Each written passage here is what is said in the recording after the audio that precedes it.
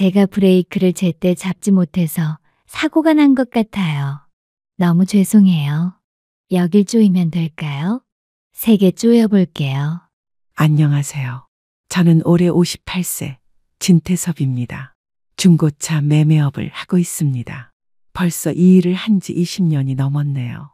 차량 정비 실력까지 갖춘 덕분에 손님들과의 신뢰관계도 좋은 편입니다.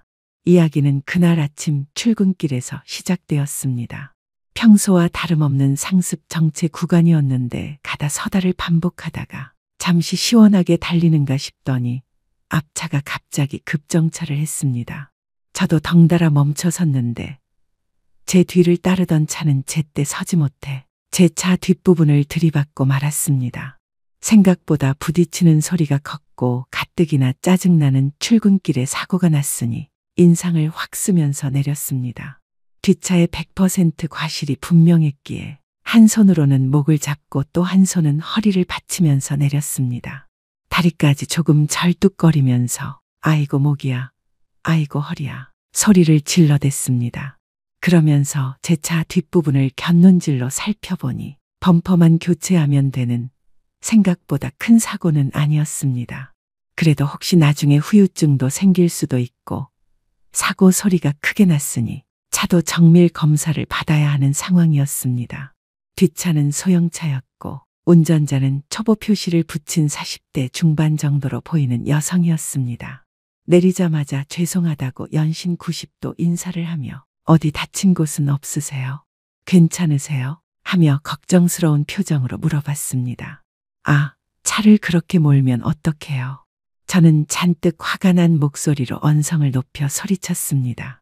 그러면서 그 여자를 찬찬히 살펴보니 40대 중반의 상당한 미인이었습니다. 긴 생머리의 키는 최소 165cm 이상은 되어 보였고 갸름한 얼굴형의 눈이 크면서 동그랗고 이목구비가 또렷했습니다. 통통하지도 마르지도 않은 그런 여성이었습니다. 단정하게 화장을 하고 지적인 모습이 참 인상적이었습니다. 그녀는 어쩔 줄 몰라 하며 몸은 괜찮으세요? 라며 발을 동동 구르며 같은 말을 계속했습니다. 제가 브레이크를 제때 잡지 못해 사고를 냈어요. 너무 죄송해요. 죄송하다는 말만 10번은 넘게 한 것 같았습니다. 아가씨, 죄송하다는 말 좀 그만해요. 귀에 닳겠어요. 라고 했더니 그녀는 급기야 닭똥 같은 눈물을 뚝뚝 흘리기 시작했습니다. 예쁘게 한 눈화장이 같이 흘러내리고 있는데 그 모습이 어찌나 안타까워 보이던지 솔직히 제 마음도 썩 좋지는 않았습니다. 목과 허리에 있던 손은 저도 모르는 순간 어느새 정상 위치로 돌아와 있었고 언제 그랬냐는 듯이 멀쩡한 상태로 돌아가 그녀의 어깨를 툭툭 치면서 말했습니다. 아가씨, 저 괜찮아요. 큰 사고도 아닌데 그만 우세요. 피해자가 가해자를 위로하는 상황이 되고 말았습니다. 아가씨, 저 괜찮으니까 그만 우세요. 저는 잠시 멈춰서 생각해보고 말했습니다. 아가씨 울음 당장 그치면 차 사고 없었던 걸로 해줄게요. 그랬더니 그녀도 언제 그랬냐는 듯이 울음을 뚝 그치더니 제 눈을 쳐다보며 말했습니다. 정말요? 정말이죠, 아저씨? 네, 아가씨. 정말이에요. 그녀는 기분이 좋았던지 아저씨 정말 너무너무 고맙습니다 하면서 90도로 인사를 했습니다. 그녀는 환한 웃음을 지어 보이며 지금부터 어떻게 수습해야 하는지를 제게 물어왔습니다. 서로 명함을 주고받았는데 한지영이라는 이름이었고 42살이었습니다. 명함을 보니 지영 영어학원 원장이라고 적혀 있었습니다. 영어학원을 운영하세요? 네, 얼마 전에 개원했어요. 아직 일주일밖에 안 됐는데 그녀는 아직 초보 운전인데도 불구하고 잠깐 아이들 간식을 사러 마트에 차를 끌고 나왔다가 사고를 낸 것이었습니다. 저는 그녀에게 사고 현장은 제가 다 수습할 테니 걱정 말고 우선 학원으로 가세요라고 했습니다. 아이들이 기다리고 있을 텐데 늦으면 안 되죠. 그리고 사고 난 차도 저한테 맡기시면 지인의 정비 공장에서 고쳐드리겠습니다라고 했더니 처음에는 낯선 남자의 호의에 의심하는 눈치였습니다. 하지만 제가 20년 동안 중고차 매매업을 해왔고 이 지역에서는 꽤 알려진 사람이라고 설명했더니 조금씩 믿는 눈치였습니다. 정말 괜찮으세요? 제가 이런 부탁을 드려도. 괜찮아요. 제가 차 전문가니까 더 잘 처리할 수 있어요. 그녀는 차 키를 제게 맡겨두고 잠시 뒤 택시를 타고 학원으로 갔습니다. 그리고 제가 문자로 수업 끝나신 후 저희 사무실로 찾아오세요라고 했습니다. 그녀는 네, 알겠습니다. 근데 아저씨, 오늘은 저녁 7시쯤 수업이 끝날 것 같은데 그때 회사로 찾아가도 될까요? 라고 답장이 왔습니다. 저는 언제든 오세요라고 답장을 보냈습니다. 저녁에 그녀가 회사로 왔습니다. 아저씨 안녕하세요. 그녀가 밝은 모습으로 찾아왔습니다. 아침에는 볼 수 없었던 안정되어 보이고 정갈한 모습이었습니다. 너무나 사랑스럽고 참한 얼굴이었습니다. 58살인 제가 그녀를 보고 있자니 젊은 시절 첫사랑을 대하듯 마음이 설레어 왔습니다. 지영 씨, 어서 와요. 저기 소파에 앉으세요. 저희는 커피를 한잔하며 대화를 이어갔습니다. 제가 잘 아는 정비 공장에 차를 맡겼는데 한 3일 정도 걸린다고 하네요. 그녀도 저를 믿는다는 듯이 알겠습니다라고 했습니다. 아저씨, 근데 사고 나실 때 목이 아프다고 하셨던 것 같은데 병원에라도 가보셔야 되는 거 아니에요? 사정이 딱히 그냥 모른 척 넘어가려 했는데 그녀를 자세히 보니 자꾸 이성적으로 느껴지는 게 순간 정신이 멍해졌습니다. 이러려던 게 아닌데 저도 모르게 제 입에서 갑자기 한마디가 튀어나왔습니다. 뭐 약간 삐끗하긴 한 것 같은데 병원 갈 정도는 아닌 것 같고 하룻밤 자고 일어나 봐야 알 것 같은데 그래도 누가 목 좀 주물러 줬으면 좋겠네요. 아, 아저씨, 제가 해드릴게요. 그녀가 나지막히 말했습니다. 저도 고개를 끄덕였습니다. 그녀가 제 뒤로 오더니 뭉친 근육을 이렇게 풀어주면 좋다라는 소리를 TV에서 본 것 같다며 뒷목과 어깨 쪽을 정성껏 주물러주는 거였습니다. 지영 씨, 손이 시원하시네요. 이제 그만 해주셔도 돼요. 아니에요. 제가 좀 더 주물러 드릴게요. 근데 지영 씨, 뭐 좋아해요? 늦었는데 저녁이나 같이 먹어요. 아저씨가 맛있는 거 사줄 거예요. 그러면서 자기는 소고기가 먹고 싶다고 했습니다. 넉넉하고 참한 모습에 귀여움과 애교까지 몸에 배어 그 모습이 어찌나 귀여운지 깨물어 주고 싶었습니다. 함께 저녁 식사를 하면서 이런저런 이야기를 많이 했습니다. 그녀는 올해 42살이라고 했습니다. 그리고 결혼에 한 번 실패했다고 하더라고요. 저도 이혼하고 혼자 살고 있다는 이야기를 했습니다. 지영이도 집안 사정, 세세한 이야기까지 꺼내놓았습니다. 아버지가 교통사고로 돌아가신 후 어머니와 둘이서 살았는데 어머니는 21세에 지영이를 낳으시고 혼자서 키우셨다고 했습니다. 그렇게 고생해서 자기를 대학까지 보내셨다고 했습니다. 아저씨, 저도 결혼했었는데 잘 안 됐어요. 이혼하고 나서 엄마가 건물을 가지고 계셔서 2층에 학원을 열게 되었어요. 어머니가 건물을 소유하고 계시는군요. 네, 1층에서 카페를 하고 계세요. 저희는 3층에서 살고 있고요. 아버지가 교통사고로 돌아가셨기 때문에 아침에 일어난 차 사고에 더 정신을 차릴 수가 없었대요. 돌아가신 아빠 생각도 나고 눈앞이 노래져서 몇 차례나 어지러웠답니다. 제가 너무 따뜻하고 편하게 대해줘서 처음 보는 남자에게 차를 맡겼을 정도로 고마웠다고 했습니다. 그 이야기를 들으면서 저는 지영이에 대해 더 깊이 이해하게 되었습니다. 아버지를 일찍 여의고 어머니와 단둘이 살아온 그녀의 인생이 얼마나 힘들었을지 짐작이 갔습니다. 그런 상황에서도 이렇게 밝고 긍정적으로 살아가는 모습이 대단해 보였습니다. 정말 힘드셨겠어요. 그런 상황에서 사고까지 나니. 네, 그래서 더 당황했나 봐요. 하지만 아저씨를 만나서 정말 다행이었어요. 지영이의 진솔한 고백을 들으면서 제 마음속 어딘가가 따뜻해졌습니다. 이런 순수하고 착한 사람을 도와드릴 수 있어서 기뻤습니다.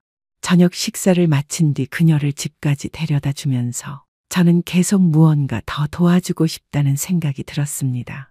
차 사고 때문에 운전에 대한 트라우마가 생길 수도 있을 텐데 그런 것도 극복할 수 있도록 도와주고 싶었습니다. 지영 씨, 혹시 주말에 시간 되시면 운전 연습 좀 도와드릴까요? 사실 이 말을 꺼내면서도 저 자신이 놀랐습니다. 물론 순수한 마음에서 도움을 주고 싶다는 생각이었지만 한편으로는 지영이와 더 많은 시간을 보내고 싶다는 마음도 있었던 것 같습니다. 58살의 나이에 이런 설렘을 느끼는 제 자신이 조금 당황스럽기도 했습니다. 정말요? 그런데 아저씨 바쁘시지 않아요? 아니에요. 주말엔 시간 여유가 있거든요. 그녀는 좋다고 하면서 환하게 웃었습니다. 그 웃음을 보면서 저는 무언가 기대되는 마음을 느꼈습니다. 동시에 내가 지금 뭘 하고 있는 건가라는 생각도 들었습니다.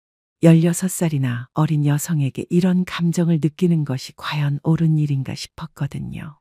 주말이 되어 약속한 운전 연습을 하기 위해 그녀 집 앞으로 갔습니다.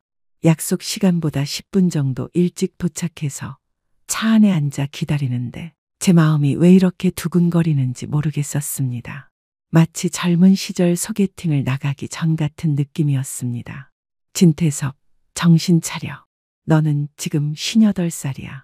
그리고 지영 씨는 42살이야. 16살 차이라고. 그냥 운전 연습 도와주는 거야. 제 자신에게 주문을 걸며 마음을 다스리려고 했지만 쉽지 않았습니다. 지영이가 건물에서 나오는 모습을 보자마자 제 마음은 다시 한번 흔들렸습니다. 평상복을 입고 나왔는데 캐주얼한 옷차림이 또 다른 매력을 보여줬습니다. 사고 났을 때 본 모습과는 완전히 다른 모습이었습니다. 편안한 청바지에 하얀 블라우스 그리고 가볍게 묶은 머리까지 20대 여성 못지않게 젊어 보였습니다. 아저씨, 안녕하세요. 지영이는 저를 보자마자 반갑다며 차에 올라탔습니다. 안녕하세요. 지영 씨. 잘 잤어요? 네. 오늘 운전 연습할 걸 생각하니까 너무 기대돼서 일찍 일어났어요. 그녀의 밝은 모습을 보면서 저는 자꾸 이상한 생각이 들었습니다. 혹시 지영이도 저와의 만남을 기대하고 있는 건 아닐까? 아니면 정말 운전 연습만을 위한 만남일까? 제 자신도 확신이 서지 않았습니다. 지영 씨, 오늘 무슨 날이에요? 무슨 옷을 그렇게 예쁘게 차려입고 나오셨어요? 사실 이 말이 입에서 나오고 나서야 깨달았습니다. 제가 지영이의 옷차림을 유심히 보고 있었다는 것을요. 58살 남자가 42살 여성의 옷차림에 이렇게 신경 쓰는 게 과연 적절한 일인가 싶어서 순간 당황했습니다. 왜요? 저 아저씨한테 예쁘게 보이려고 이렇게 입고 나왔는데. 아저씨, 저 안 예뻐요? 지영이의 대답을 듣는 순간 제 심장이 쿵쾅쿵쾅 뛰었습니다. 아저씨한테 예쁘게 보이려고라는 말이 제 머릿속에서 맴돌았습니다. 정말 그런 의미일까? 아니면 그냥 하는 말일까? 저는 혼란스러웠습니다. 그렇군요. 근데 너무 예뻐서 제 눈에 지영 씨가 자꾸 여자로 보여서 문제예요. 이 말을 하고 나서 저는 제 자신이 놀라웠습니다. 평소 같으면 절대 하지 않았을 말인데 지영이 앞에서는 자꾸 솔직해지는 것 같았습니다. 동시에 내가 지금 뭔 소리를 하고 있는 거야라는 생각이 들어 얼굴이 화끈거렸습니다. 지영이는 뭐가 그리 좋은지 깔깔 웃음이 끊이질 않았습니다. 그 웃음을 보면서 저는 더욱 혼란스러워졌습니다. 제 말을 어떤 의미로 받아들인 걸까요? 진태섭, 조심해. 너는 지금 위험한 길을 가고 있어. 차를 몰면서 스스로에게 계속 말했습니다. 하지만 지영이와 함께 있으면 그런 걱정들이 다 사라지는 것 같았습니다. 저희는 시외로 나가 한적한 도로에서 운전 연습을 시작했습니다. 지영이는 생각보다 운전을 잘했지만 가끔 긴장하는 모습이 보였습니다. 아마 사고의 기억 때문일 겁니다. 천천히 하세요. 급할 거 없어요. 네, 아저씨가 옆에 있으니까 안심돼요. 지영이의 말을 들으면서 저는 뿌듯함을 느꼈습니다. 동시에 조금 더 가까이 앉고 싶다는 충동도 들었지만 꾹 참았습니다. 제가 지금 무슨 생각을 하고 있는 건지 스스로도 당황스러웠습니다.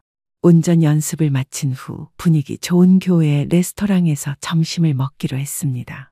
차에서 내려 식당으로 들어가면서 자연스럽게 대화를 나누었는데 지영이와 함께 있으면 시간이 어떻게 가는지 모르겠었습니다. 아저씨, 오늘 정말 감사해요. 운전하는 게 이렇게 재미있는 줄 몰랐어요. 천만에요. 지영 씨가 워낙 빨리 느시니까 가르치는 재미가 있어요. 점심을 먹으면서도 저는 지영이를 자꾸 바라보게 되었습니다. 음식을 먹는 모습, 웃는 모습, 진지하게 이야기하는 모습, 모든 것이 아름다워 보였습니다. 하지만 동시에 나이 차이를 생각해 라는 목소리가 머릿속에서 계속 들렸습니다. 지영 씨, 혹시 시간 되시면 영화라도 볼까요? 제 입에서 나온 말에 저 자신도 놀랐습니다. 언제부터 이렇게 적극적이 되었을까요? 평생 수줍음 많은 성격으로 살아온 제가 이렇게 자연스럽게 데이트를 신청하다니. 잠시 침묵이 흘렀고 그 짧은 순간 1000가지 후회가 제 마음을 스쳐 지나갔습니다. 하지만 곧 지영이의 밝은 목소리가 제 불안을 날려버렸습니다. 그녀는 기뻐하며 좋다고 했습니다. 영화관에서 로맨틱 코미디를 보는 동안 저는 지영이의 존재를 더욱 의식하게 되었습니다. 어둠 속에서 그녀의 실루엣이 스크린의 빛에 비치는 모습이 마치 그림처럼 아름다웠어요. 가끔 웃을 때마다 어깨가 살짝 닿거나 팝콘을 먹을 때 손이 스칠 때마다 제 심장이 빨라졌습니다. 이런 제 자신이 낯설면서도 설레었습니다. 영화 속 주인공들이 키스하는 장면에서 저는 무의식적으로 지영이를 흘깃 바라보았어요. 그 순간 그녀도 저를 보고 있었습니다. 우리의 시선이 마주쳤을 때 시간이 멈춘 것 같았어요. 그녀의 눈동자에 비친 제 모습이 흐릿하게 보였습니다. 서둘러 다시 스크린으로 시선을 돌렸지만 그 짧은 순간의 전율이 오랫동안 제 마음에 남았어요. 영화 재미있었어요. 나오면서 제가 물었습니다. 네, 정말 좋았어요. 특히 마지막 장면이. 지영이가 열정적으로 영화 이야기를 하는 동안 저는 그녀의 표정 변화에 빠져들었습니다. 그녀의 눈이 반짝이고 입술이 움직이는 모습이 너무나 생동감 있었어요. 점심 식사를 마치고 영화도 한 편 보고 어느새 저희는 자연스럽게 손도 잡고 팔짱도 끼는 사이가 되었습니다. 처음에는 건널목을 건널 때 무심코 손을 잡았다가 그 후로는 자연스럽게 손을 놓지 않았어요. 그녀의 손은 제 것보다 훨씬 작고 부드러웠습니다. 그 온기가 제 마음까지 따뜻하게 만들었어요. 누가 보면 아빠와 딸 같은 모습이었겠지만 그래도 저는 좋았습니다. 아니, 사실은 그런 시선이 조금 신경 쓰이기도 했습니다. 카페에서 커피를 마실 때 주변 사람들의 시선이 느껴질 때마다 제 마음은 조금씩 움츠러들었어요. 하지만 지영이와 함께 있으면 그런 것들이 다 사소해 보였습니다. 영화를 보고 나왔는데도 아침에 일찍 만나서인지 오후 4시밖에 안 됐습니다. 헤어질 시간이 다가오자 묘한 불안감이 제 마음을 채웠어요. 이 달콤한 시간이 끝나는 것이 두려웠습니다. 아저씨 집에 가보면 안 돼요? 어떻게 해놓고 사는지 궁금해요. 지영이는 좀 쉬고 싶다며 저희 집으로 가자고 했습니다. 그 말에 제 심장이 다시 빠르게 뛰기 시작했어요. 머릿속에서는 수많은 생각이 교차했습니다. 기대, 두려움, 설렘, 망설임. 사실 저는 조금 망설여졌습니다. 58살 독신남의 집이라는 게 보여주기에 부끄러운 부분이 많았거든요. 하지만 지영 씨의 순수한 호기심을 거절할 수도 없었고 또 한편으로는 제 일상을 보여드리고 싶은 마음도 있었습니다. 그리고 솔직히 말하면 지영이와 단둘이 제 집에서 시간을 보낸다는 생각에 심장이 두근거렸습니다. 이런 마음을 갖는 제 자신이 부끄럽기도 했지만 어쩔 수 없었습니다. 집이 좀 어수선할 텐데 괜찮으시겠어요? 괜찮아요. 오히려 더 궁금해요. 집에 도착하자마자 지영이는 현관에서부터 놀란 표정을 지었습니다. 아저씨, 이게 뭐예요? 혼자 사는 냄새가 진동을 한다면서 창문을 다 열어젖히더니 소매를 걷고 청소를 하기 시작했습니다. 아, 지영 씨 그러지 마세요. 제가 할게요. 아저씨, 아니에요. 이런 건 여자가 더 잘해요. 지영이는 정말 능숙하게 집안을 정리하기 시작했습니다. 그 모습을 보고 있자니 마치 집주인이 바뀐 것 같은 느낌이었습니다. 저는 어정쩡하게 서서 지켜보다가 도와주려고 했지만 지영이는 오히려 제게 쉬라고 하며 혼자서 척척 해치웠습니다. 1시간 넘게 집안 곳곳을 치우더니 땀이 많이 났는지 이마를 닦으며 말했습니다. 아저씨, 혹시 샤워해도 될까요? 너무 더워요. 물론이죠. 수건은 욕실 선반에 있어요. 지영이는 마치 제 집처럼 자연스럽게 욕실에 들어가 샤워를 했습니다. 물소리가 들리는 동안 저는 새롭게 정리된 집안을 둘러보았습니다. 같은 공간인데도 완전히 다른 집 같았습니다. 깔끔하게 정리된 거실, 말끔하게 닦인 테이블, 정돈된 주방. 이런 게 바로 여성의 손길이구나 싶었습니다. 샤워를 마치고 나온 지영이는 거실 소파에 앉아 정말 깔끔해졌네요라며 만족스러운 표정을 지었습니다. 저희는 함께 TV를 보면서 편안한 시간을 보냈습니다. 집안에 여성이 있으니 분위기가 완전히 달라졌습니다. 따뜻하고 포근한 느낌이 들었습니다. 지영이와 저는 TV를 보며 웃다가 눈이 마주쳤습니다. 그리고 입술이 마주쳤습니다. 불가항력이었습니다. 우리의 입술은 떨어지지 않았어요. 우리는 서로의 세계를 여행했습니다. 나이 차이도, 사회적 관계도, 외부의 시선도 모두 의미가 없어졌어요. 오직 두 사람의 교감만이 그 방을 채웠습니다. 그날 저희는 서로에게 위로가 되어 주었습니다. 잊고 지냈던 열정, 지영이가 젊은 날에 찾지 못했던 안정감, 우리는 서로에게 필요한 것을 주고 있었어요. 16살 차이에도 불구하고 서로에게 빠져드는 저희들이었어요. 모든 것이 끝난 후 지영이를 집까지 데려다 주는 길에 저는 용기를 내어 물어봤습니다. 지영 씨, 저 16살 연상의 돌싱남인데 남자로서 어떠세요? 지영이는 잠시 생각하더니 진지한 표정으로 대답했습니다. 저는 아저씨 같은 푸근한 스타일의 남자가 좋아요. 그리고 잠시 망설이더니 조심스럽게 말을 이었습니다. 아저씨, 16살 어린 돌싱 여자는 어때요? 그 순간 제 심장이 두근거렸습니다. 그녀가 저에게 관심을 표현한 것이었습니다. 58살의 나이에 이런 설렘을 느낄 줄은 몰랐습니다. 나이는 숫자에 불과하다고 생각해요. 지영 씨 같은 분이라면. 그날 이후 저희의 관계는 새로운 국면을 맞게 되었습니다. 아침 저녁으로 출퇴근을 시켜주게 되었고 자연스럽게 연인 관계로 발전하게 되었습니다. 지영이는 제게 있어 단순한 연인 그 이상의 의미였습니다. 제 삶의 따뜻함과 질서를 가져다 준 소중한 사람이었습니다. 저희는 서로를 아끼고 사랑하며 행복한 시간을 보내고 있었습니다. 지영이와 연인이 된 지 한 달 정도가 지났을 때 그녀의 어머니를 뵈러 가게 되었습니다.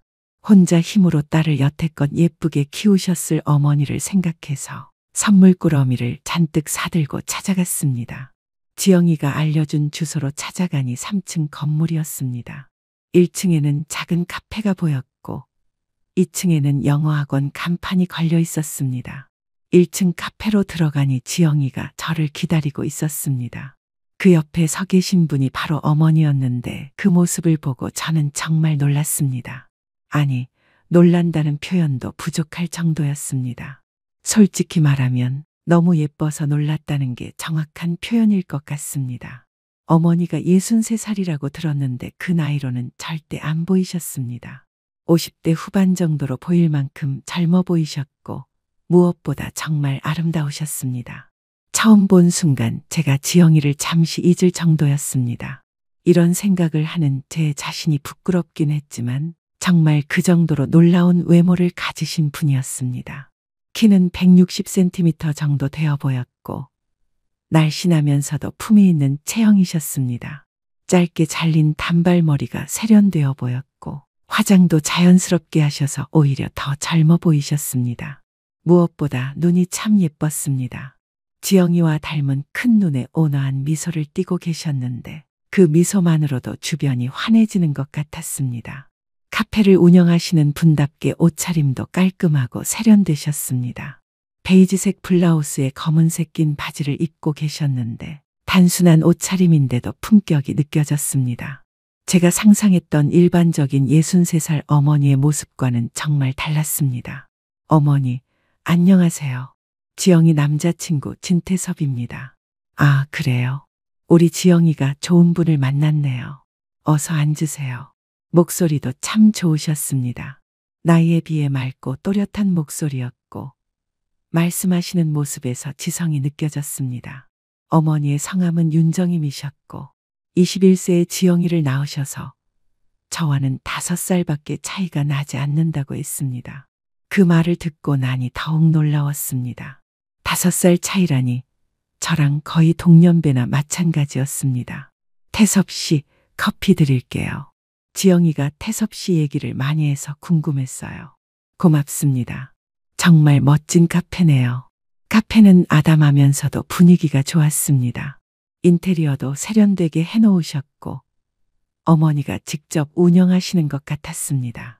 곳곳에 어머니의 세심한 손길이 느껴졌습니다. 전에는 식당을 했었는데 나이가 들어서 좀 더 편한 카페로 바꿨어요. 지영이도 2층에서 학원을 하니까 서로 도움이 되고요. 어머니께서 대단하세요. 건물도 있으시고. 태섭 씨, 별 말씀을요. 남들 하는 것처럼 열심히 한 거죠. 그래도 건물이 하나 있으니 지영이도 학원을 할 수 있게 돼서 감사하죠. 모녀가 서로 의지하며 살아가는 모습이 참 보기 좋았습니다. 하지만 동시에 저는 복잡한 감정을 느끼고 있었습니다. 두 모녀가 믿고 의지할 사람이 저밖에 없다는 생각에 보호 본능 같은 것도 일어났습니다. 지영이와 어머니를 앞으로 제가 잘 지켜드려야겠다. 이런 생각 말이에요. 그런 책임감과 함께 다른 감정도 생겨났습니다. 어머니를 보면서 느끼는 묘한 끌림이었습니다. 지영이의 어머니라는 사실을 알면서도 한 명의 매력적인 여성으로 보게 되는 제 자신을 발견했습니다. 이런 감정을 느끼는 것이 옳지 않다는 것을 알면서도 어쩔 수 없었습니다. 어머니는 정말 대단한 분이셨습니다. 21세의 미혼모가 되어 혼자서 지영이를 키우면서도 굴복하지 않고 꿋꿋하게 살아오셨습니다. 식당을 운영하며 돈을 모아 건물을 사고 지영이를 대학까지 보내셨습니다. 그리고 지금은 카페를 운영하며 여유로운 생활을 보내고 계셨습니다. 그런 삶의 무게와 지혜가 어머니를 더욱 매력적으로 보이게 만들었습니다. 하지만 그보다 더 강하게 느껴지는 것은 어머니에 대한 이상한 끌림이었습니다. 이런 감정을 느끼는 제 자신이 당황스러웠지만 어쩔 수 없었습니다. 어머니는 정말 매력적인 여성이셨고 나이가 겨우 5살 차이라는 사실이 계속 제 머릿속을 맴돌았습니다. 어머니와 자꾸 대화를 나누다 보니 그럴수록 어머니께 점점 이상한 감정도 생겨났습니다. 나이가 겨우 5살 차이라는 것이 계속 의식되더라고요. 지영이와는 16살 차이였지만 어머니와는 고작 5살 차이였습니다. 같은 세대라고 해도 과언이 아니었습니다. 그날 이후로 저는 자주 카페에 들르게 되었습니다. 지영이가 2층에서 학원 수업을 할 때 1층에서 어머니와 차 한잔하며 이런저런 이야기를 나누는 시간이 많아졌습니다. 처음에는 지영이와의 관계에 대한 이야기가 주였지만 점차 서로의 개인적인 이야기도 나누게 되었습니다. 태섭 씨, 중고차 한 대 사려고 하는데 조언 좀 해주세요. 어떤 차를 생각하고 계세요? 그냥 경차로 작고 연비 좋은 걸로요. 카페 재료 사러 다닐 때만 쓸 거라서요. 그렇게 어머니의 차 구매 상담을 해드리면서 자연스럽게 개인적인 만남도 늘어나게 되었습니다. 중고차 매매단지에서 차를 구경하고 시승도 해보고 차량 점검도 함께 했습니다. 이런 만남들이 늘어날수록 저는 어머니에 대해 더 많이 알게 되었고 동시에 더 깊이 끌리게 되었습니다. 어머니는 저보다 나이가 많으시지만 정말 젊어 보이셨고 무엇보다 같은 세대로서의 공감대가 있었습니다.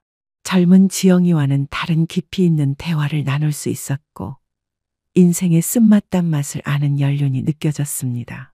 때로는 어머니와 대화를 나누다 보면 지영이와 연인 사이라는 것을 잊을 정도였습니다.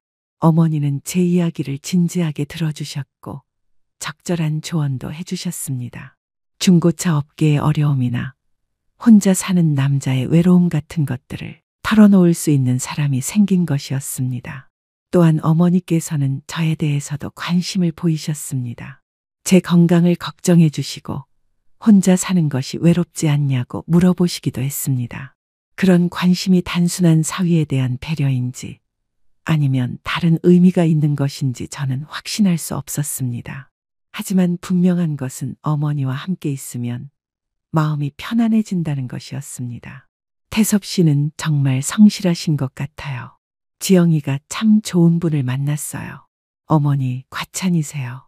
오히려 제가 지영이한테 배우는 게 많습니다. 아니에요. 태섭 씨. 요즘 남자들은 책임감이 없는 경우가 많은데 태섭 씨는 다르신 것 같아요. 어머니의 칭찬을 들으면 기분이 좋았습니다. 하지만 동시에 죄책감도 들었습니다. 지영이의 어머니에게 이런 감정을 느끼는 제 자신이 부끄러웠거든요. 태섭 씨는 왜 이혼하게 되었어요? 괜찮으면 말씀해 주세요. 성격 차이였어요. 서로 맞지 않는 부분이 많았고 결국 헤어지는 게 나을 것 같아서요. 저도 지영이 아빠와는 결혼을 못했어요. 21살에 임신을 했는데 그 사람이 책임을 지지 않더라고요. 그래서 혼자 지영이를 키웠죠. 어머니의 솔직한 고백에 저도 더 마음을 열게 되었습니다. 같은 나이대로서 서로의 아픔을 이해할 수 있었고 그런 공감대가 더욱 가깝게 만들었습니다. 어머니도 저와 마찬가지로 상처가 있는 사람이었습니다. 그 상처를 혼자서 감내하며 꿋꿋하게 살아온 모습이 더욱 존경스러웠습니다. 어느 날은 어머니와 함께 차량 점검을 받으러 정비소에 갔습니다. 차량 상태를 설명해 드리면서 자연스럽게 어머니 옆에 서게 되었습니다. 엔진룸을 들여다보며 이것저것 설명해 드리는데 어머니께서 더 자세히 보시려고 제 옆으로 다가오셨습니다. 태섭 씨, 이 부분이 어떻게 된 거라고 하셨죠? 어머니께서 제가 가리키는 부분을 보시려고 몸을 기울이시는데 그 순간 어머니의 손이 제 손에 살짝 스쳤습니다. 아주 짧은 순간이었지만 마치 전기가 통하는 것 같은 느낌이었습니다. 그 순간 시간이 멈춘 것 같았습니다. 어머니의 부드러운 손길이 제 손등에 닿는 느낌이 생생했습니다. 따뜻하고 부드러운 손이었는데 그 짧은 접촉이 제 온몸의 전율을 불러일으켰습니다. 저는 순간적으로 숨을 멈췄고 심장이 빨리 뛰기 시작했습니다. 어머니도 그 순간을 느끼셨는지 살짝 움찔하시며 손을 빼셨습니다. 하지만 그 짧은 순간 저희의 눈이 마주쳤습니다. 어머니의 눈에는 당황스러움과 함께 무언가 다른 감정이 스쳐 지나가는 것을 봤습니다. 저 역시 심장이 빨라지는 것을 느꼈습니다. 그 짧은 접촉이 저에게는 강렬한 충격이었습니다. 죄송해요. 어머니께서 조그만 목소리로 말씀하셨습니다. 그 목소리에는 미묘한 떨림이 있었습니다. 아니에요. 괜찮습니다. 저도 어색하게 대답했습니다. 제 목소리도 평소와 달랐습니다. 그 순간 저희 사이에는 묘한 긴장감이 흘렀습니다. 어머니의 얼굴이 살짝 붉어지는 것을 봤고 저 역시 얼굴이 화끈거렸습니다. 서로를 의식하고 있다는 것이 분명해진 순간이었습니다. 어머니께서는 그 이후 저를 직시하지 못하셨습니다. 시선을 다른 곳으로 돌리시며 머리카락을 귀 뒤로 넘기시는 모습이 보였습니다. 아이러니하게도 저에게는 그 작은 행동 하나하나가 매력적으로 다가왔습니다. 저 역시 어찌할 바를 몰랐습니다. 정비사가 무언가 설명하고 있었지만 귀에 들어오지 않았습니다. 온 신경이 어머니에게 집중되어 있었습니다. 어머니의 향기, 어머니의 숨소리, 어머니의 작은 움직임들, 모든 것이 제게는 강렬하게 다가왔습니다. 정비사가 차량 점검 결과를 설명해 주는 동안에도 저는 계속 그 순간을 떠올렸습니다. 어머니의 부드러운 손길, 그 순간의 전율, 그리고 서로를 바라본 눈빛, 모든 것이 생생하게 기억났습니다. 차를 타고 돌아오는 길에도 저희는 별말이 없었습니다. 평소 같으면 이런저런 이야기를 나누었을 텐데 그날은 왠지 어색했습니다. 하지만 그 어색함 속에는 묘한 긴장감도 섞여 있었습니다. 운전을 하면서도 저는 옆자리에 어머니를 의식하지 않을 수 없었습니다. 어머니께서도 창밖을 바라보고 계셨지만 가끔 제 쪽을 흘끗 보시는 것을 느낄 수 있었습니다. 그럴 때마다 제 심장이 다시 빨라졌습니다. 태섭 씨, 어머니께서 먼저 입을 여셨습니다. 네, 아니에요. 그냥 어머니께서 말을 흐리시는 모습을 보며 저는 확신했습니다. 어머니도 저와 같은 마음이라는 것을요. 그 순간의 스킨십이 단순한 우연이 아니었다는 것을요. 그때 어머니가 저를 바라보는 눈빛이 조금 달라 보였습니다. 저도 어머니를 그냥 지영이 어머니가 아닌 한 명의 여성으로 보고 있는 제 자신을 발견했습니다. 그 눈빛 속에는 무언가 말하고 싶지만 말할 수 없는 복잡한 감정이 담겨 있었습니다. 저 역시 어머니를 바라보며 비슷한 감정을 느끼고 있었습니다. 이런 감정을 가져서는 안 된다는 것을 알면서도 어쩔 수 없이 끌리는 마음을 감출 수 없었습니다. 그 순간 묘한 긴장감이 차 안에 흘렀습니다. 어머니도 저도 서로 의식하고 있다는 걸 알 수 있었습니다. 하지만 동시에 지영이를 생각하면 이런 감정을 가져서는 안 된다는 것도 알고 있었습니다. 어느 날 지영이가 저에게 제안을 했습니다. 오빠, 우리 3층에서 같이 살지 않을래요? 응. 갑자기 왜? 오빠도 혼자 사는 거 외롭잖아요. 우리 곧 결혼도 할 거고, 그리고 엄마도 오빠를 좋아하시고, 셋이 함께 살면 서로 도움이 될 것 같아서요. 어머니가 뭐라고 하실까? 제가 이미 얘기해 봤는데 좋다고 하세요. 오빠 같은 든든한 남자가 있으면 좋겠다고요. 지영이의 제안을 며칠 고민해 봤습니다.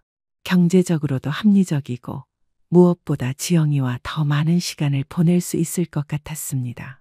그리고 어머니도 혼자 계시는 것보다 가족 같은 분위기에서 지내시는 게 좋을 것 같았습니다. 하지만 한편으로는 걱정도 되었습니다.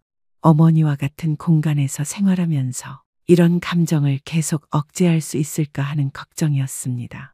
하지만 지영이가 그렇게 원한다면, 그리고 어머니께서도 좋다고 하신다면 거절할 이유는 없었습니다. 좋아. 그렇게 하자. 그렇게 저는 3층으로 이사하게 되었습니다. 지영이와 어머니, 그리고 저, 이렇게 세 사람이 한 집에서 살게 된 것입니다. 처음에는 조금 어색했지만 곧 익숙해졌습니다. 아침에는 1층 카페에서 함께 식사하고, 지영이는 2층 학원으로, 저는 중고차 매매단지로 출근했습니다. 저녁에는 다시 모여서 함께 시간을 보냈습니다. 어머니는 정말 살림을 잘하셨습니다. 저녁마다 맛있는 음식을 해주셨고 집안 곳곳을 정갈하게 정리해 놓으셨습니다. 마치 진짜 가족 같은 따뜻한 분위기였습니다. 함께 살면서 어머니와 자연스럽게 가까워질 수밖에 없었습니다. 좁은 공간에서 세 사람이 생활하다 보니 서로에 대해 더 많이 알게 되었고 때로는 의도치 않은 접촉도 있었습니다. 어느 날 저녁, 지영이가 학부모 상담으로 늦게 들어온다고 연락이 왔습니다. 어머니와 저 둘만 집에 있게 된 상황이었습니다. 태섭 씨, 저녁은 먹었어요? 아니요. 지영이 오면 같이 먹으려고요. 지영이는 9시나 되어야 올 텐데 먼저 먹어요. 어머니가 준비해 주신 저녁을 먹고 나서 어머니께서 1층에서 정리할 게 있다며 카페로 내려가셨습니다. 저도 따라 내려가서 도와드리겠다고 했습니다. 함께 카페 정리를 하면서 자연스럽게 대화를 나누게 되었습니다. 어머니가 시원한 맥주를 가져오셨고 저희는 카페 한쪽에 앉아서 맥주를 마시기 시작했습니다. 맥주를 마시면서 이런저런 이야기를 나누다 보니 시간이 금방 흘렀습니다. 어머니는 지영이 이야기뿐만 아니라 당신의 젊은 시절 이야기, 혼자 지영이를 키우면서 겪었던 어려움들도 털어놓으셨습니다. 어머니, 정말 대단하세요. 힘들었을 텐데 어떻게 혼자서 다 해내셨어요? 태섭 씨, 저는 정말 평생을 지영이 하나만 바라보고 살았어요. 이 아이만큼은 잘 키워야겠다는 생각뿐이었죠. 어머니의 눈에 살짝 눈물이 맺히는 것을 봤습니다. 그 모습이 너무 안타까워서 저도 모르게 어머니의 손에 제 손을 올렸습니다. 정말로 멋지세요. 지영이가 이렇게 훌륭하게 자란 건 어머니 덕분이에요. 고마워요, 태섭 씨. 그때 어머니가 저를 바라보는 눈빛이 조금 달라 보였습니다. 저도 어머니를 그냥 지영이 어머니가 아닌 한 명의 여성으로 보고 있는 제 자신을 발견했습니다.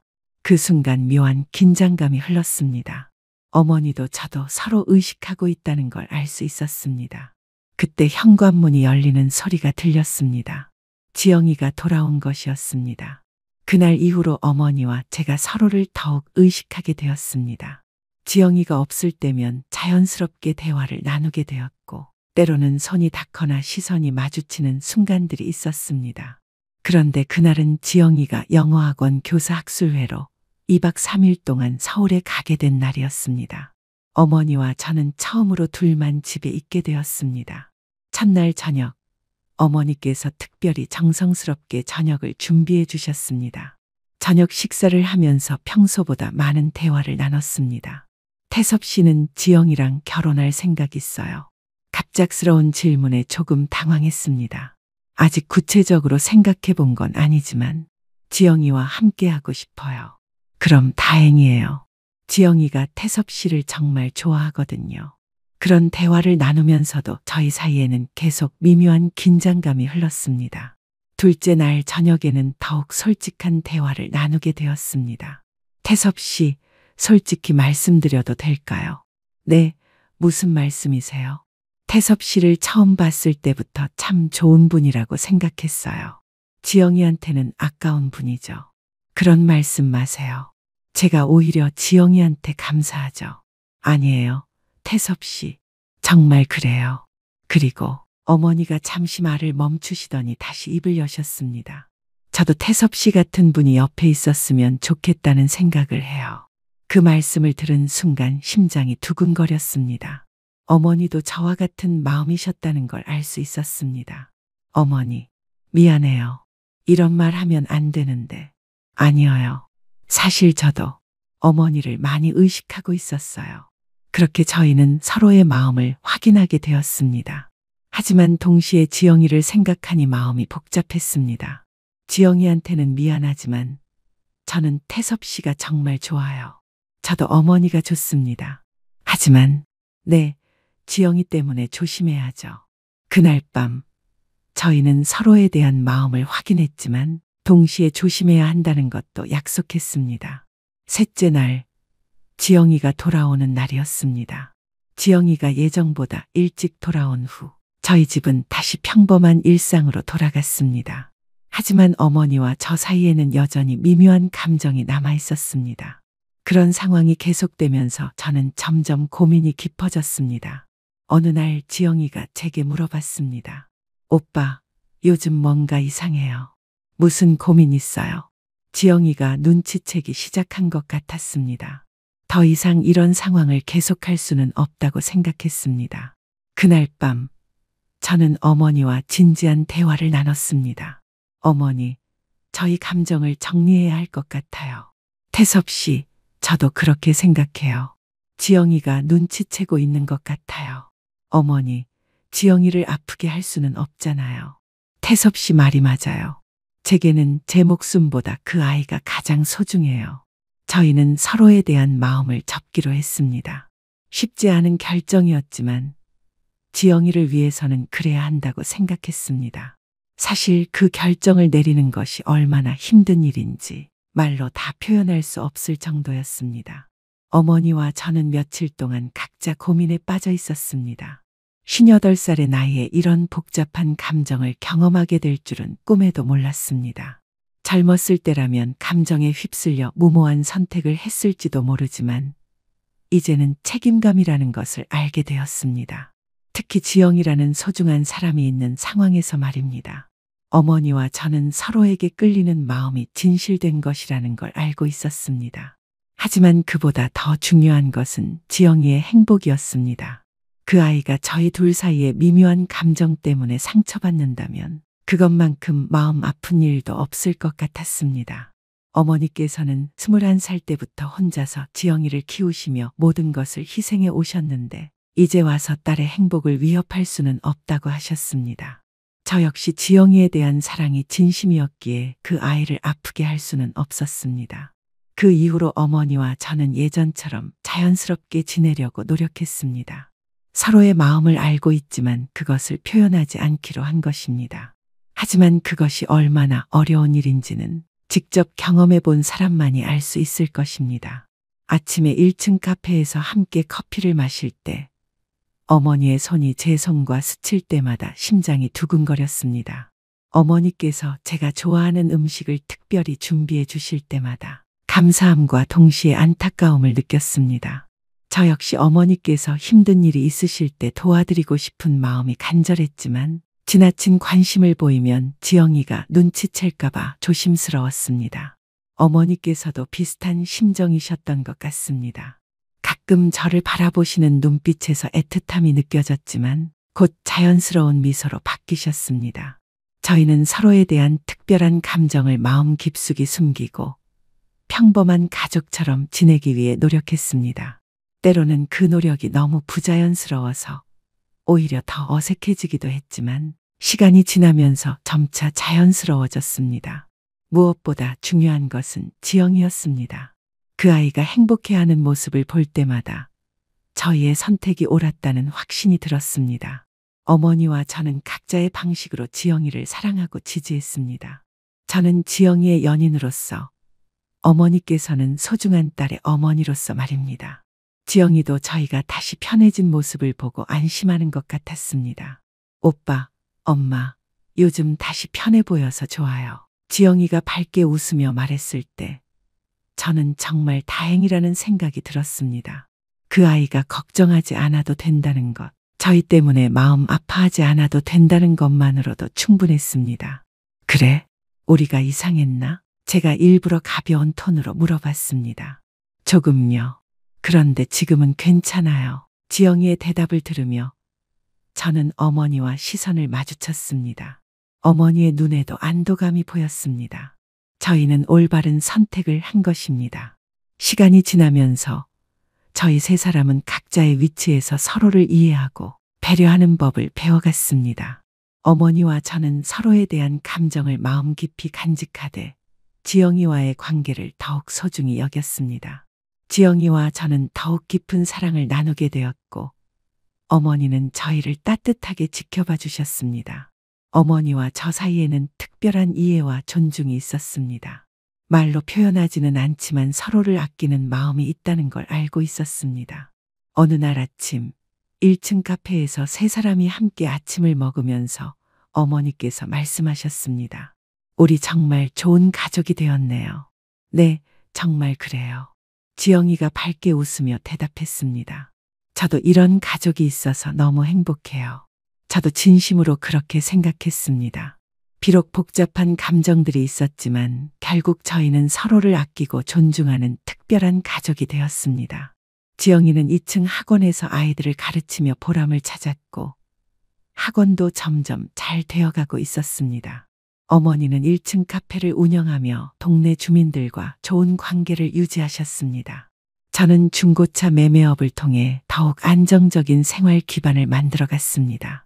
저녁이면 3층에서 세 사람이 모여 함께 시간을 보냈습니다.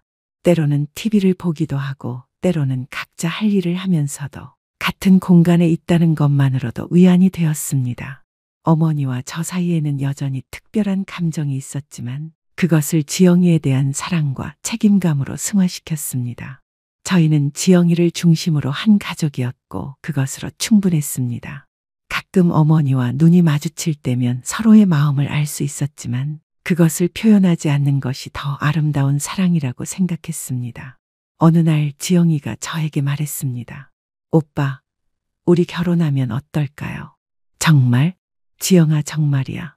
네, 저 오빠랑 평생 살고 싶어요. 엄마도 좋아하실 거예요. 저는 지영이를 꼭 안아주며 말했습니다. 나도 지영이랑 평생 함께하고 싶어. 어머니께 말씀드리자. 어머니께 결혼 이야기를 말씀드렸을 때 어머니는 진심으로 축하해 주셨습니다. 태섭 씨, 우리 지영이 잘 부탁드려요. 지영이의 좋은 남편이 되어주세요. 네, 어머니. 지영이를 평생 행복하게 해줄게요. 그 순간 어머니의 눈에서 살짝 아쉬움이 스쳐 지나가는 것을 봤지만 곧 환한 미소로 바뀌었습니다. 그 미소 속에는 딸의 행복을 진심으로 축복하는 어머니의 마음이 담겨 있었습니다. 어쩌면 어머니께서는 저보다 훨씬 일찍부터 이런 결말을 예상하고 계셨을지도 모릅니다. 어머니는 언제나 지영이의 행복을 최우선으로 생각하시는 분이었으니까요. 하지만 그 짧은 순간의 아쉬움 속에서 저는 어머니의 진심을 읽을 수 있었습니다. 저에 대한 감정이 완전히 사라진 것은 아니라는 것을요. 다만 그것을 딸에 대한 사랑으로 승화시키신 것이었습니다. 그런 어머니의 성숙함과 희생정신에 저는 다시 한번 감동받았습니다. 이렇게 저희 세 사람은 각자의 자리에서 서로를 아끼고 사랑하며 새로운 형태의 가족을 만들어 가고 있습니다. 58세의 저에게 찾아온 늦은 봄 같은 사랑과 예상치 못한 가족의 형태지만 이것이 바로 저희만의 행복이라고 생각합니다. 이 과정에서 저는 많은 것을 깨달았습니다. 사랑이란 단순히 감정에만 의존하는 것이 아니라 때로는 책임감과 희생이 필요하다는 것을요. 그리고 진정한 사랑은 상대방의 행복을 우선시하는 것이라는 것도 알게 되었습니다. 어머니와 저 사이에 있었던 감정도 그런 의미에서 아름다운 사랑이었다고 생각합니다. 서로를 아끼면서도 지영이의 행복을 위해 그 감정을 절제할 수 있었으니까요. 곧 지영이와 결혼을 하게 되면 저희는 정식으로 한 가족이 될 것입니다. 어머니와 저 사이에 있었던 특별한 감정은 이제 가족으로서의 깊은 애정과 존중으로 자리 잡았습니다. 그것은 어쩌면 연인 사이의 사랑보다도 더 깊고 영원한 것일지도 모릅니다. 결혼 준비를 하면서 저는 어머니의 배려를 더욱 깊이 느꼈습니다. 어머니께서는 결혼식 준비부터 신혼집 마련까지 모든 것을 세심하게 도와주셨습니다. 그 과정에서 저에 대한 개인적인 감정은 전혀 드러내지 않으시고 오로지 딸의 행복만을 위해 헌신하시는 모습을 봤습니다. 그런 어머니의 모습을 보면서 저는 더욱 존경심을 느꼈고 동시에 지영이를 더 잘 대해야겠다는 다짐을 했습니다. 앞으로도 저희는 서로를 이해하고 존중하며 각자의 꿈을 응원하는 특별한 가족으로 살아갈 것입니다. 1층에서는 어머니의 카페가, 2층에서는 지영이의 학원이, 3층에서는 저희의 새로운 가정이 조화롭게 어우러지는 그런 행복한 일상을 만들어 갈 것입니다. 이 건물은 단순한 주거 공간이 아닌 저희 가족의 꿈과 희망이 층층이 쌓인 특별한 공간이 될 것입니다. 매일 아침 커피 향기가 건물 전체에 퍼지면서 하루가 시작되고 어머니의 밝은 웃음소리가 저희 가족의 하루의 활력을 불어넣어 줄 것입니다. 2층에서는 지영이가 아이들에게 영어를 가르치며 교육자로서의 보람을 찾아갈 것입니다. 아이들의 밝은 웃음소리와 영어 발음 연습하는 소리가 들려올 때마다 저는 지영이가 자신의 꿈을 실현해가는 모습에 뿌듯함을 느낄 것입니다. 학원이 점점 더 번창해서 지영이가 지역 최고의 영어 선생님으로 인정받는 날이 오기를 바랍니다. 그리고 3층에서는 저희 부부가 새로운 가정을 꾸려나갈 것입니다. 지영이와 함께 차근차근 가정을 이루어가면서 서로를 더 깊이 이해하고 사랑하는 법을 배워갈 것입니다. 나이 차이가 있지만 그것이 오히려 저희 관계를 더욱 성숙하게 만들어줄 것이라고 믿습니다. 어머니와 저 사이에 있었던 특별한 감정도 이제는 아름다운 추억으로 남을 것입니다. 그 감정이 있었기에 저는 진정한 사랑이 무엇인지 그리고 책임감이 무엇인지를 깨달을 수 있었습니다. 어머니께서도 분명 같은 마음이실 것입니다. 저희가 나눈 그 짧지만 깊었던 감정은 이제 가족으로서의 더 깊은 유대감으로 승화되었습니다. 앞으로 저희 가족에게는 크고 작은 일들이 많이 일어날 것입니다. 기쁜 일도 있을 것이고 힘든 일도 있을 것입니다. 하지만 어떤 일이 있어도 저희는 서로를 지지하고 격려하며 함께 헤쳐나갈 것입니다. 세 사람이 각자 다른 층에서 살면서도 마음만은 항상 하나로 연결되어 있을 것입니다. 이렇게 저는 58살의 새로운 인생을 시작하게 되었습니다. 지영이와 어머니를 만나면서 제 인생이 완전히 바뀌었습니다. 혼자였던 삶이 이렇게 풍요롭고 따뜻해질 수 있다는 것을 깨달았습니다. 나이가 들어서도 새로운 사랑을 만날 수 있고 새로운 가족을 꾸릴 수 있다는 것이 얼마나 감사한 일인지 모릅니다. 무엇보다 저는 이 모든 과정에서 인간으로서 한층 더 성숙해졌다고 생각합니다. 어머니에 대한 감정을 겪으면서 저는 진정한 사랑과 책임감에 대해 배웠습니다. 그리고 그것을 올바른 방향으로 승화시킬 수 있었던 것이 제 인생의 가장 큰 성취 중 하나라고 생각합니다. 지영이는 저에게 늦은 봄을 선물해 준 사람입니다. 42살의 그녀와 58살의 저, 16살의 나이 차이가 있지만 그것은 전혀 문제가 되지 않습니다. 오히려 서로 다른 세대의 경험과 지혜를 나누며 더욱 풍성한 관계를 만들어가고 있습니다. 그리고 어머니께서는 저에게 어른의 품격이 무엇인지를 보여주신 분입니다. 자신의 감정보다 딸의 행복을 우선시하시는 모습, 그리고 그 과정에서도 품위를 잃지 않으시는 모습에서 저는 많은 것을 배웠습니다. 이제 저희는 새로운 출발선에 서 있습니다. 과거의 복잡한 감정들은 모두 정리하고 앞으로 만들어갈 아름다운 가족의 모습만을 그려보고 있습니다. 저는 좋은 남편이 되기 위해 노력할 것이고, 동시에 어머니께는 좋은 사위가 되기 위해 최선을 다할 것입니다. 우리의 이야기는 평범하지 않을지도 모릅니다. 하지만 그렇기 때문에 더욱 특별하고 소중한 것이라고 생각합니다. 세상에는 정말 다양한 형태의 사랑과 가족이 존재한다는 것을, 그리고 나이를 불문하고 새로운 시작이 가능하다는 것을 저희가 보여줄 수 있다면 좋겠습니다.